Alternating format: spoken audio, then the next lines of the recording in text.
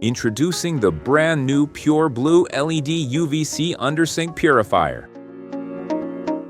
Step 1. Make sure to shut off the cold water source.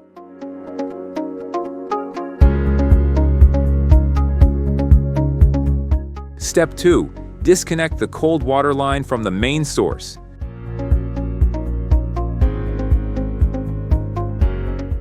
Step 3. Attach the 3/8" adapter to the shutoff valve, and make sure to insert the black O-ring into the adapter. Step 4. Then, connect one end of the 18" supplied hose to the adapter, and then the other end to the system's inlet. Step 5. Then connect the second 18" supplied hose to the system's outlet. Step 6. Thread the 1/2" or 3/8" NPT adapter into the faucet line.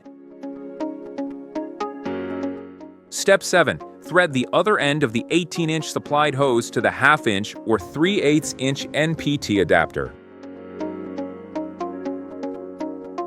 Step 8. Make sure to tighten all the fittings with a wrench. Step 9. Find a place to mount your system and make sure not to kink any of your hoses. Step 10. Locate a power supply and connect the power cord to the system.